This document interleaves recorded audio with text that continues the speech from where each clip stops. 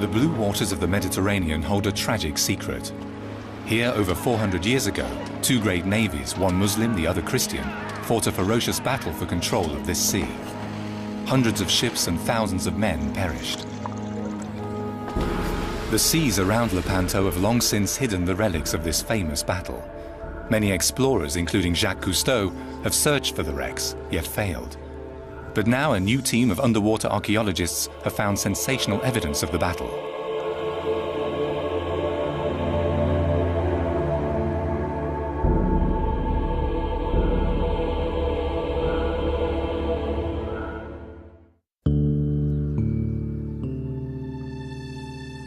The Mediterranean Sea is a treasure chest of maritime history, a veritable goldmine for scientists and adventurers alike.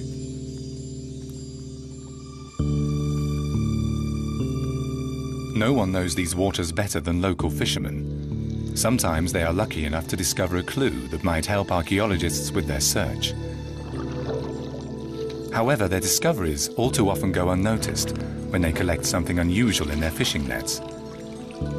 For fishermen, bits of metal or wood are just superfluous junk in their nets.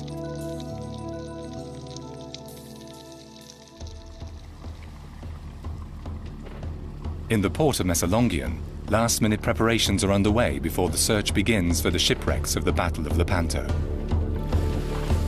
The expedition will be stocked with all the latest technology, from side-scan sonar to remote-operated vehicles. The team has been preparing for over a year. Now its date with history is underway.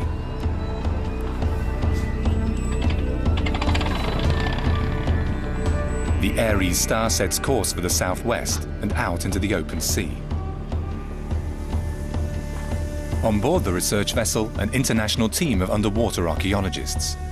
Peter Nicolaides from Greece, Donald Frey, an American, and Rupert Breitwieser from Austria. Leader of the expedition is German archaeologist Matthias Kopfmüller. Now and again something will surface from the bottom of the sea. However, to date nothing has ever emerged from this sea battle, and neither have any major research expeditions taken place here. Lepanto is still a white spot on the map of underwater archaeology. With the expedition finally underway, there are high hopes that all of their methodical preparations will bring results. Prior to the expedition, the researchers spent many months immersed in Venice's gigantic state archives. Here, lost in 68 kilometers of corridors, lie original documents about the Battle of Lepanto. Italian historians have discovered forgotten letters and reports, including crucial ones written before the battle.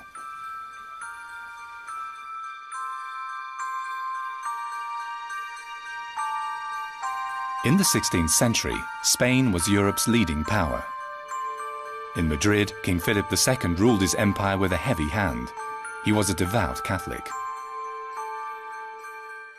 In Italy, the Papal States were the religious center of power, led by Pope Pius V in Rome. The other power was Venice, Europe's commercial capital. The fleets of Venice's leader, Doge Loredano, had a monopoly over Mediterranean trade. During their investigation, Professors Marco Morin and Paolo Zelmi have discovered eyewitness records. They confirm the Venetians were long preparing for the all-decisive battle with their Turkish rivals. The documents mention nighttime meetings, new secret weapons, and calls for war.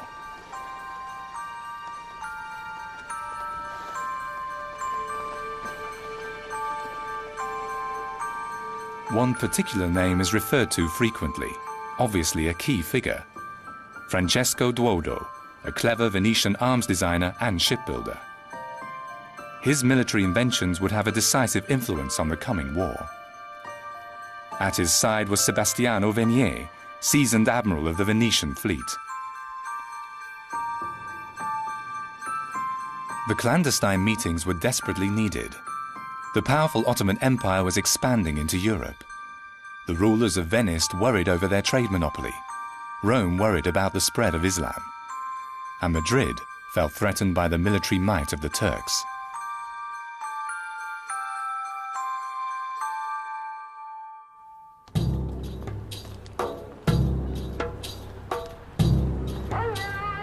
The Ottoman Empire's capital was Constantinople, present-day Istanbul. As the empire grew, the thriving metropolis became an important naval port. From here, the Turks set off to conquer the West. The Sultan Selim worked hand in hand with pirates and renegade Christians. Their advance by water and by land seemed unstoppable. In Eastern Europe, they left behind a trail of destruction.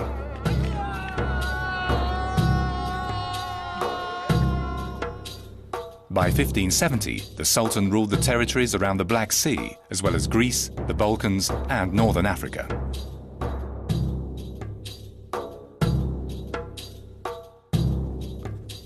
Another momentous discovery was made recently by Turkish historian Idris Bostan.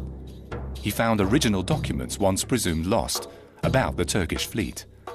They date back to the Battle of Lepanto.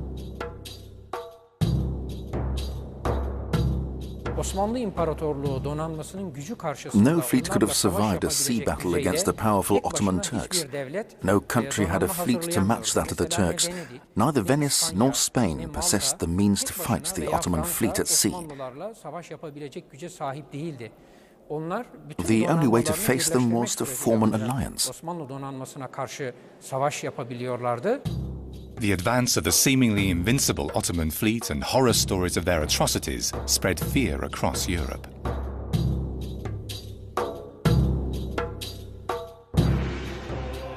The Vatican was alarmed. More than the ransacking of southern Europe, the Papal State dreaded the expansion of Islam towards the West. The Pope worked desperately to contain the advancing Turks. Vatican envoys paid numerous visits to Madrid and Venice. The Pope believed that only a powerful military alliance would stop the Eastern aggressor. His decree, "I will raise arms against the Turks," was more than just an idle threat.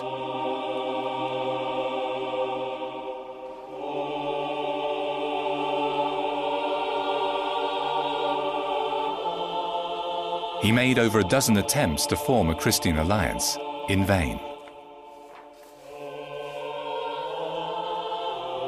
Tiberio Moro is in charge of Italy's military archives. He discovered the papal attempts to form an alliance failed because the European powers had differing interests. Ecco che, dal punto di vista strategico, mentre I veneziani cercavano Venice tried to keep its trade going by paying money to the Ottoman Turks. In doing so, they may have incurred losses, but at least trade continued, which was their main interest. The Pope, on the other hand, had no commercial interests. He was worried about the situation from a Christian viewpoint.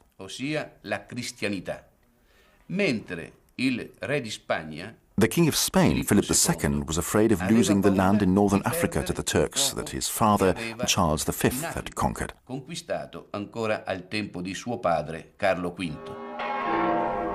Officially, the Venetian leaders used diplomacy to negotiate with the Turks. Behind the scenes, however, the lagoon city prepared for war. This is clear in the memoirs of the Venetian Francesco Duodo. In 1570, the decision was made to build, together with a large number of small galleys, 11 large galleasses, and to arm them for war.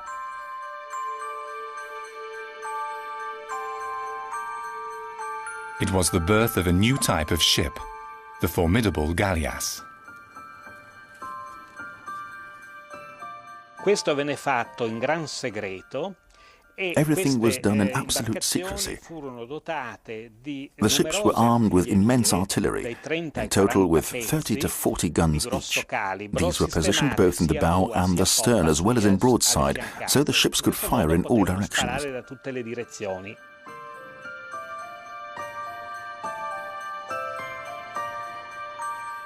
This new design had a decisive advantage over the ordinary galley warships.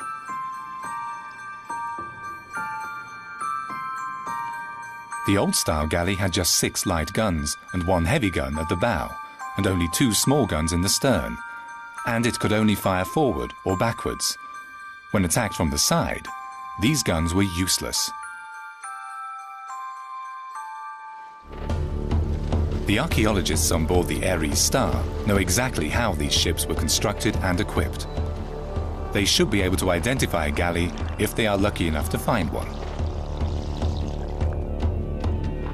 The battle took place in the Gulf of Patras. It's been over 400 years since the warships fell to the ocean floor. Final preparations are made to check the equipment. The side-scan sonar can trace objects on the seabed.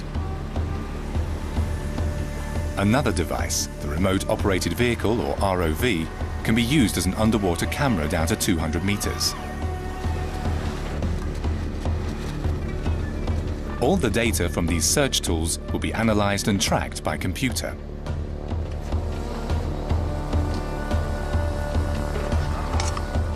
The side-scan sonar is one of the most useful tools to be employed. It's been nicknamed the fish.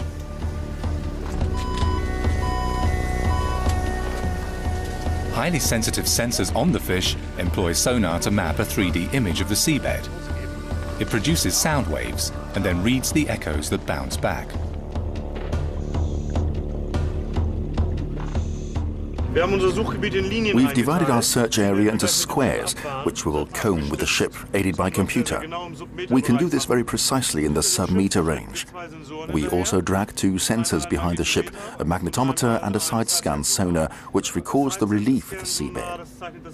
And the magnetometer establishes the existence of any magnetic anomalies that can be caused, for instance, by iron guns or anchors.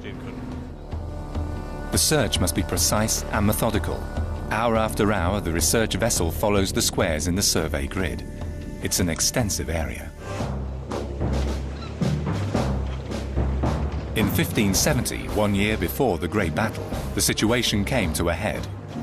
The Turkish army, with 360 galleys and 50,000 men, invaded Cyprus, a strategically important outpost of Venice.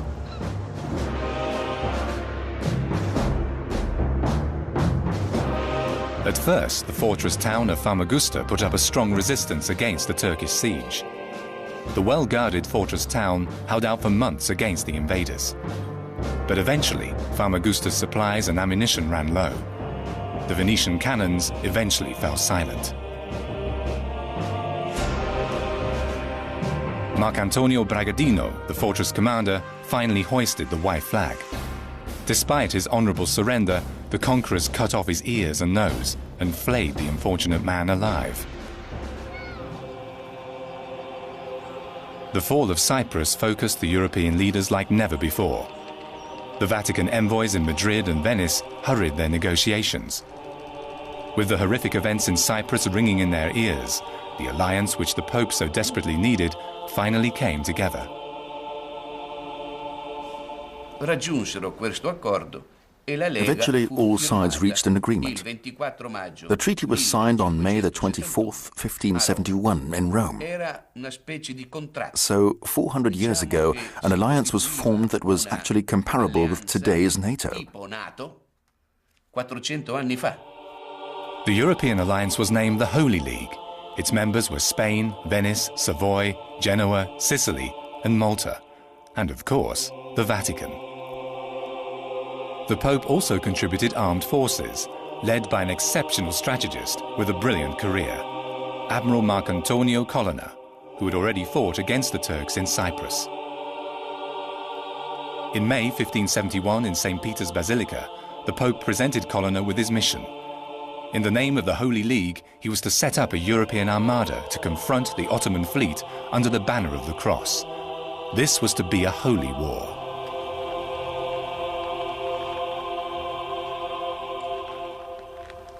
The Venetians, however, did not rely on the help of God alone. In the city's strictly guarded arsenal, the work on the galleass project continued in haste. The arsenal became the largest naval arms forge in Europe, with an army of 5,000 shipbuilders, cannon casters, and sailmakers.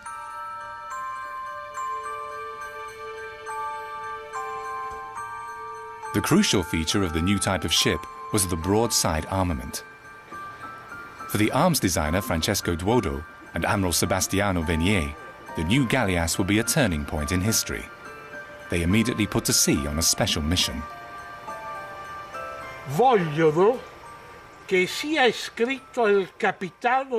says here that Venice's leading captains were given orders to immediately find and, if possible, kill the Turkish captain Scirocco, and that this had to be done in a cautious, resourceful and discreet manner.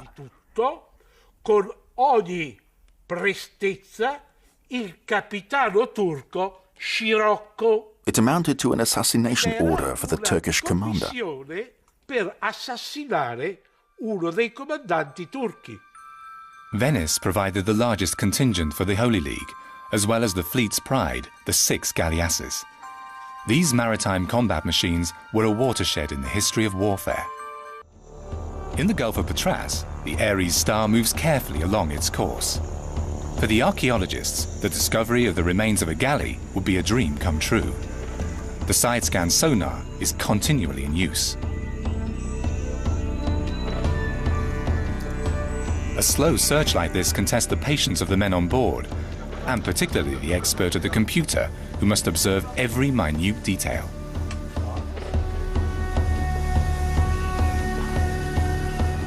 It's somewhat similar to an aerial photograph, just like an airplane flying over flat ground. Every red line indicates a distance of 25 meters, which means that we can cover an area of 300 meters. While some rely on high tech, others can fall back on years of experience. Both Donald Frey and Peter Nikolaidis know this area very well. They've been here before on separate expeditions, searching for Lepanto artifacts. 295, Nikolaidis explored the Gulf in 1976 with Jacques Cousteau. The famous diver and his legendary ship, Calypso, spent months combing these waters. Their search, however, failed to find anything.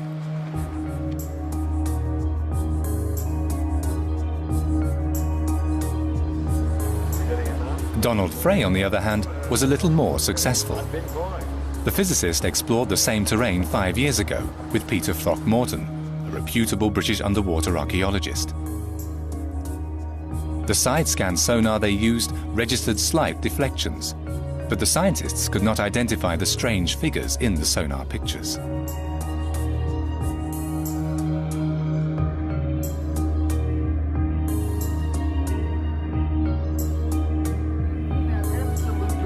Frey has had great success in finding underwater wrecks.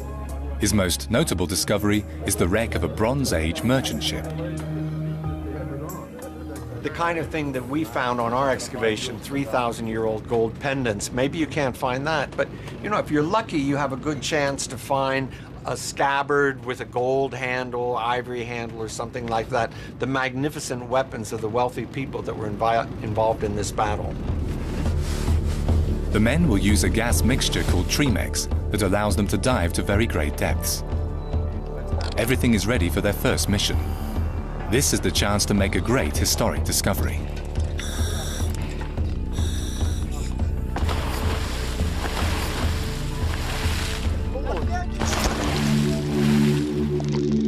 The divers will have to work 60 meters down. At that depth, they can stay down for only 30 minutes. Any longer is extremely dangerous.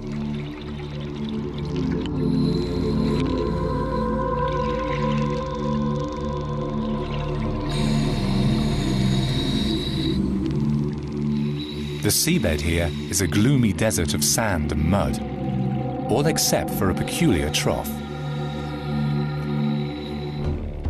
The people on deck can see the shape on the monitor.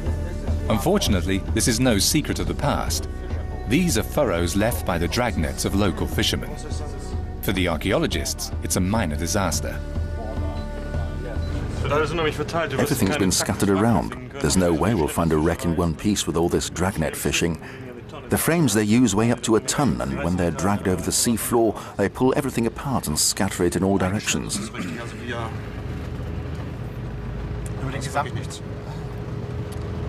Just look at that. It looks like a car park with all those tracks. Okay, we'll carry on searching. That's all we can do. Don't worry, it'll be all right. The heavy frames of the nets most likely destroyed any delicate objects on the seabed.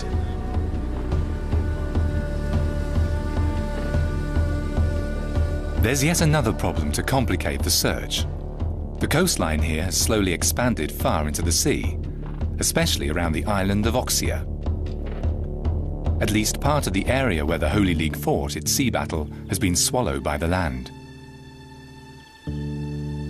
coastline changes have to be expected in this work. Here in 219 BC, the Greek town of Oiniaidai was a flourishing port. Now the excavated ruins lie 3.5 kilometers inland.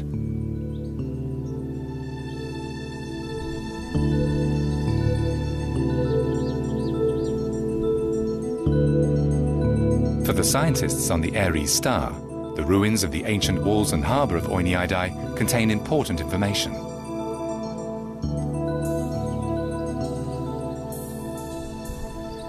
Lepanto ist zwar erst 500 Jahre her. Lepanto may have been only 500 years ago, but it has also been affected by this deposit. Parts that were sea back then are now covered by sediment and have become swampland. One can safely assume that several ships aren't lying at the bottom of the sea, but that they're buried under sediment. And it's also safe to assume that other islands existed around Oxia and that the coastline was a fair way inland compared to now.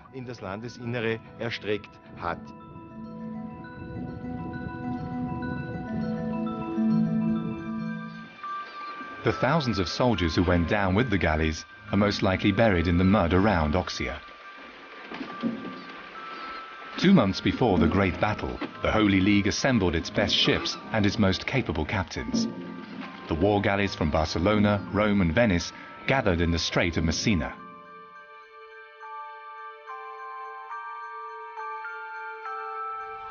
For a time, Messina became a gigantic naval base. The Real, the flagship of this impressive Christian armada, arrived there on August the 24th, 1571.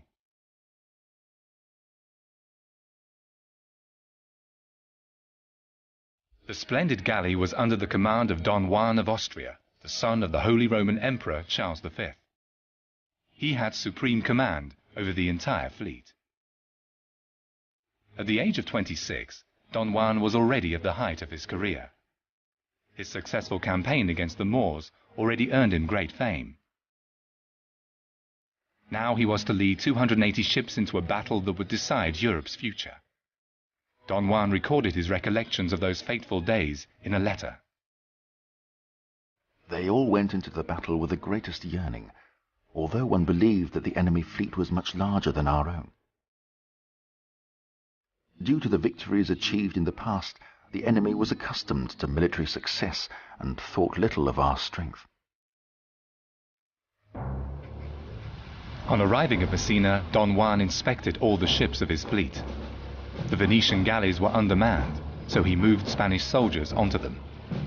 But this action unleashed tensions between the alliance that nearly undermined the Holy League. Sebastiano Venier, the supreme commander of the Venetian fleet, was an old, choleric and irritable man. A fierce quarrel broke out between him and Don Juan of Austria in Messina when Venier hung one of Don Juan's officers because he apparently didn't show enough deference to the Venetians. From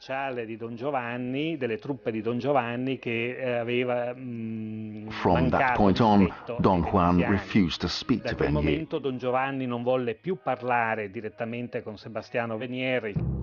Neither the tensions in the alliance nor the massing of troops off Sicily could be kept secret from the Turks. They had spies everywhere.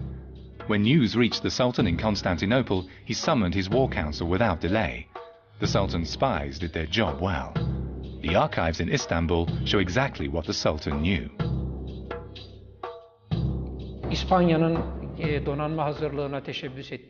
The Ottoman Turks knew exactly that Spain was going to participate in the imminent battle. They also knew that the Pope played a key role in the forming of the European alliance and that Venice was building its own fleet. The Ottoman leaders watched every move of the enemy and immediately passed on the information to the captains and admirals of their fleet. The Turkish fleet was ordered to sail at once to the small port of Lepanto. This was the Turks' strategic naval base in the Gulf of Patras. Lepanto had been a Turkish stronghold for years. Behind the thick walls, the Muslim commanders worked out battle plans against the Christian fleet. They appointed the victor of Cyprus as commander-in-chief. His name was Ali Pasha. His second in command was a fearless and resolute pirate, Uluj Ali Pasha. The captains were confident. For decades, the Turkish fleet had always been victorious, ever since the Battle of Preveza in 1538. The Mediterranean was their dominion.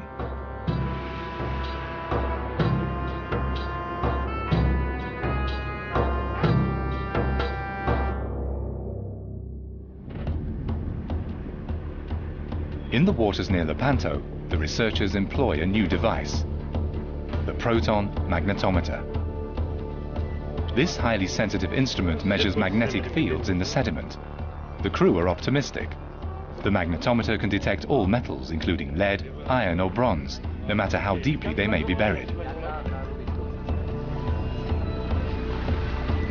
So long as they are in the right location, they stand a good chance of finding cannons, swords, or other metal objects.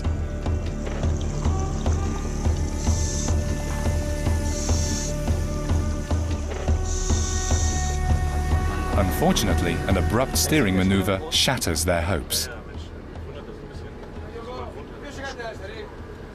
The magnetometer has just scraped the bottom and the depth sensor has stopped working. Now we have trouble holding it at the right height. We can't gauge how far it is above the seabed, so we have to abandon the whole thing for now. The damage cannot be repaired. Now only the side-scan sonar can provide usable information.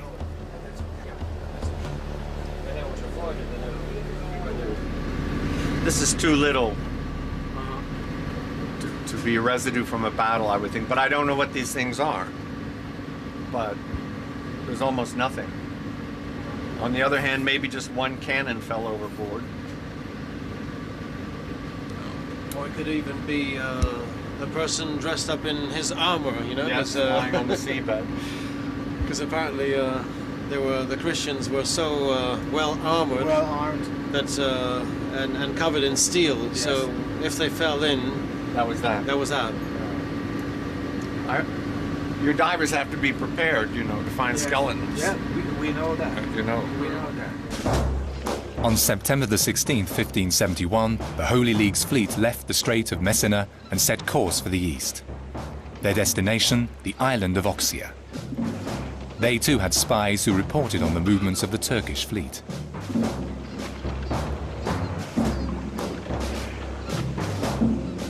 On board the Real, the Supreme Commander, Don Juan of Austria, worked out his plan of attack.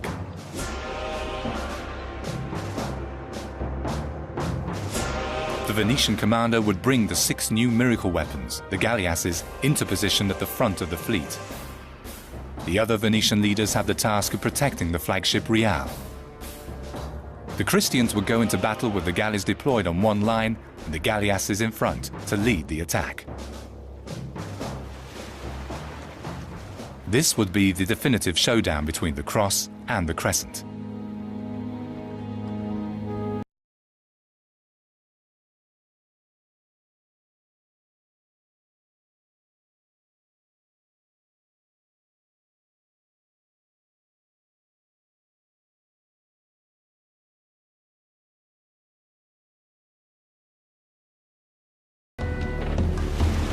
The men on board the Ares Star have been searching for days, hoping for a lucky break.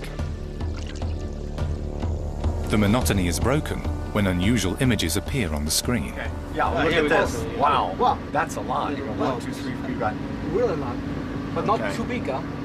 No. It's not, looks not like a wreck or anything. No. Wow. More and more. Could this be from the battlefield? Yeah. There's a lot of wreckage here. Yeah. And there has to be some unusual explanation for this. It's very impressive. Yeah. Very big. And especially it's still very quiet over here.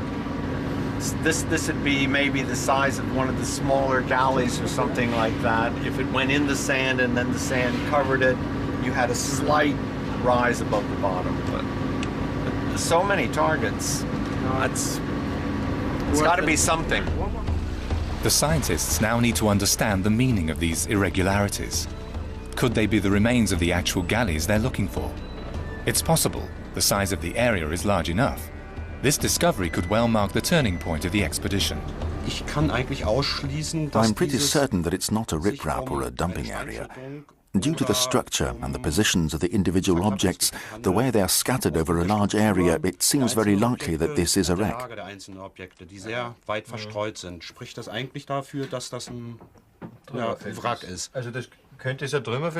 Is it a field of debris or an entire wreck? In my opinion, these are parts of a wreck. The structure is far too scattered over the area to be a complete shipwreck. Or maybe more than one wreck. Sure, it could also be more than one wreck that has come apart and disintegrated. By October 1571, the Sultan's armada was ready for battle. 250 galleys and 60 small, extremely maneuverable warships, and 100,000 soldiers. When the Turks discussed their battle formation, a serious argument erupted between the two fleet commanders, Ali Pasha and Uluj Ali Pasha.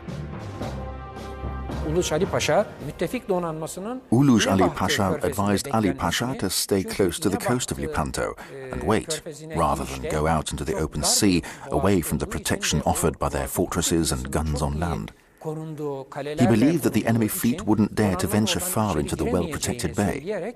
But Ali Pasha, inexperienced as he was in naval warfare, was far too proud to accept this advice. He didn't want the enemy to think that the Turks were cowards.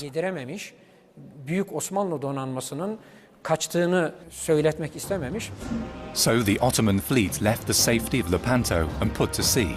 Their aim, to annihilate the Christians in open combat.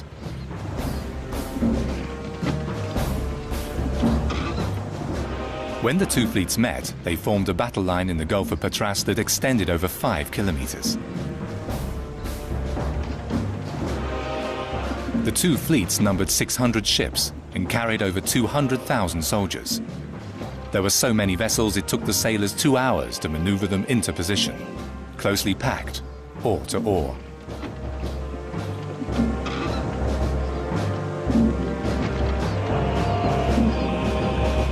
Each side was divided into 3 main squadrons. The greatest naval conflict in European history was about to begin.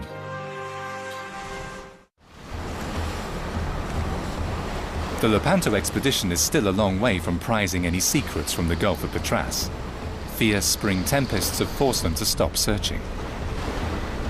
The situation couldn't possibly be any worse. We have located the target area, we have definite indications that we are directly above some remains of the Battle of Lepanto, but in this weather we can neither dive nor use our detectors. The archaeologists used the time to reconstruct the known facts of the battle with the aid of the charts. Only a few days later, their fortunes change. Local fishermen come to the team's assistance. They tell them about a mysterious old shipwreck at a depth of 10 meters, not far from the island of Oxia.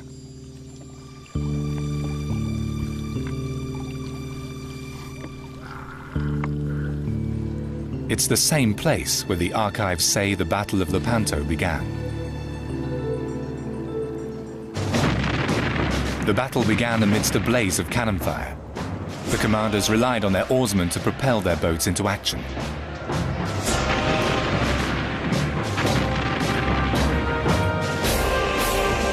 For the Christian Don Juan and the Muslim Ali Pasha, this was the day of reckoning between two civilizations, between two religions.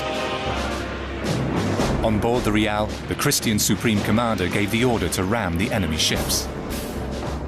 As one could recognize the Turkish flagship by the pennants it carried, I ordered the helmsman to steer the galley directly up to it. So he did, and the two ships attacked one another with great force. The Muslims outnumbered the Christians, but the Christians had more sophisticated weaponry. Their guns were far superior to the Turkish crossbows.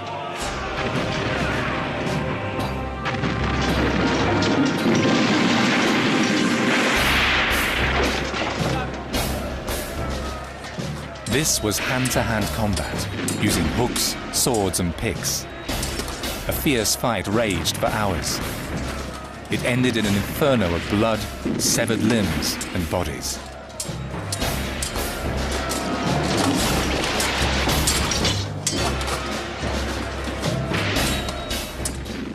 I testimoni oculari della battaglia nelle loro relazioni Eyewitnesses mentioned the hellish noise in their reports, the thunder of the guns, the bang of exploding galleys that were hid in their gunpowder stores.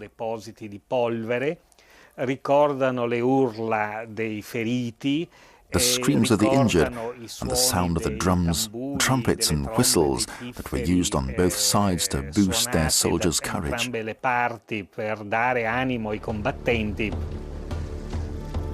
The wreck of an old war galley lies somewhere off the island of Oxia. The fishermen have provided the first real clue that gives the researchers a firm location for the Lepanto battlefield. The divers don't hesitate in going down to investigate.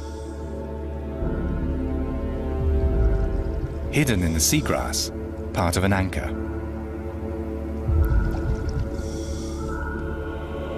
Only a few meters away, they find a field of debris.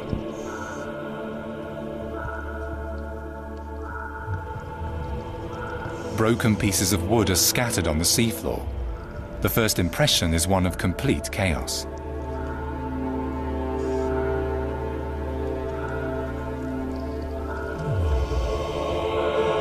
Gradually, the divers begin to make out lines and shapes. A large number of ribs, the frame of a ship.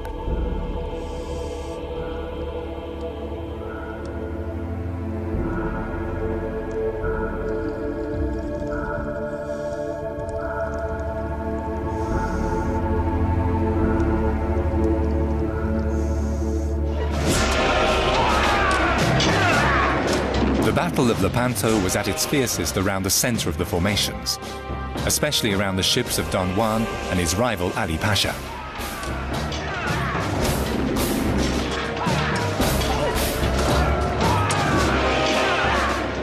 The two navies showered each other in cannonballs and gunfire, and then fell on each other in a torrent of hand-to-hand combat.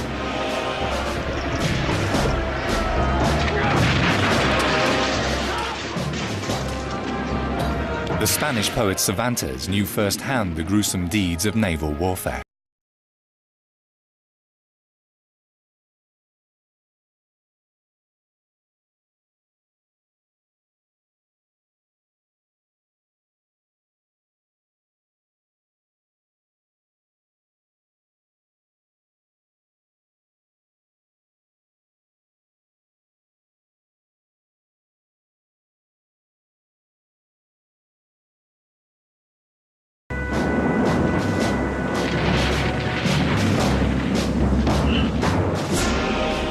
The galleasses that were constructed just for this battle played a crucial role.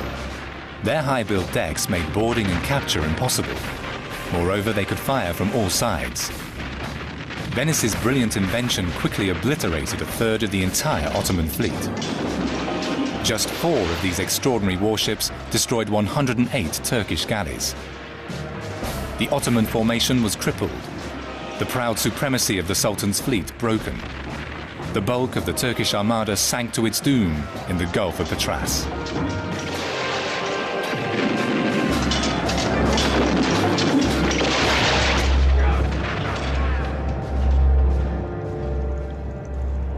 For more than 400 years, the remnants of the greatest galley battle in world history have lain at the bottom of the Mediterranean.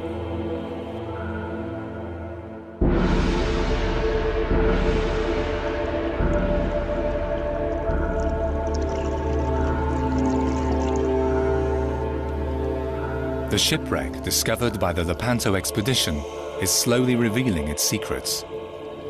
With every new piece of evidence, the historical picture falls into place. Even the smallest object provides useful information.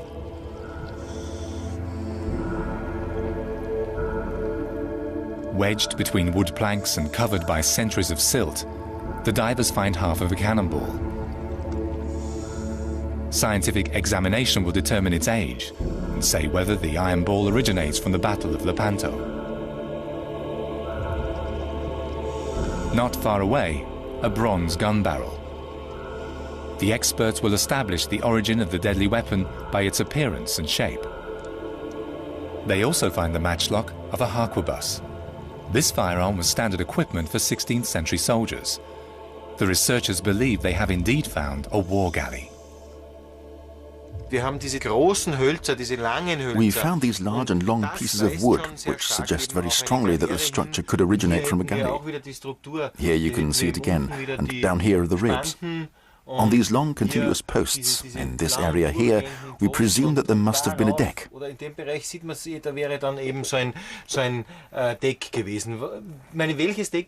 cannot yet tell which deck it is, whether it was the lower or the upper deck that simply collapsed and broke away. We would have to dig it out, but it's definitely the supporting structure of a deck.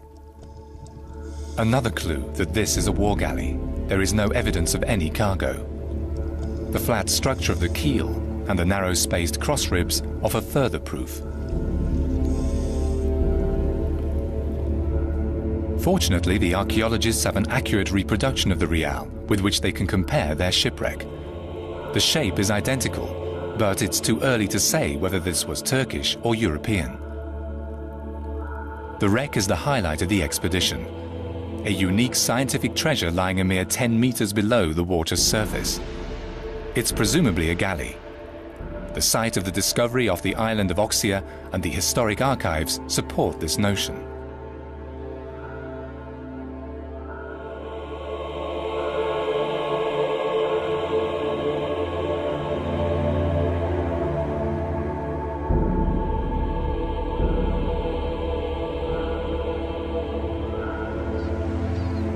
The researchers know that this was the area where the Ottoman fleet tried one last desperate attempt to break through the enemy lines.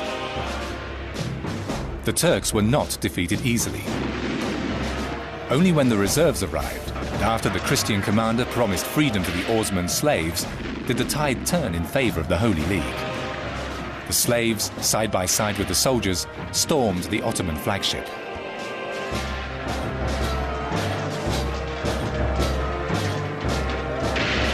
Ali Pasha, the Sultan's commander-in-chief, died under the axe. In a gruesome twist, Juan of Austria ordered the severed head of his arch-enemy to be carried through the triumphant crowd of soldiers. The battle was nearly won. However, the clever Ottoman pirate Uluj Ali Pasha was still at large.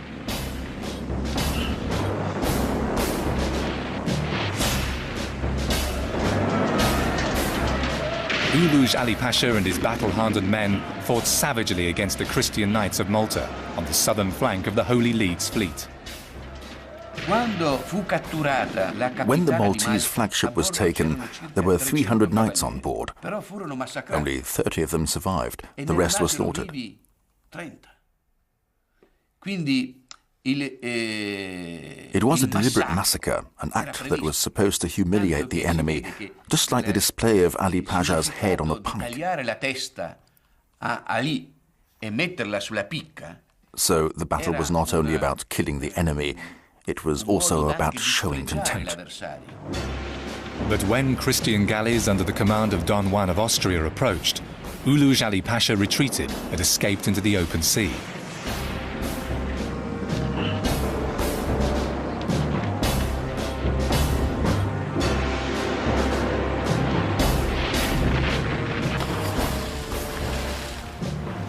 When the sun set on that day, the sea was dyed blood red.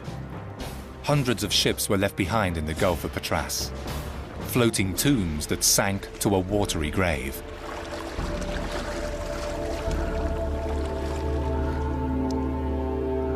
The archives say that 30 Turkish galleys ran aground, sank or burned down near Oxia. So this shipwreck could be one of those galleys. The divers have found more crucial evidence. Several broken swords, some with their blades intact. Corrosion and incrustation have rendered them almost unrecognizable. It will take further analysis to determine whether the soldier who once carried this weapon was Muslim or Christian.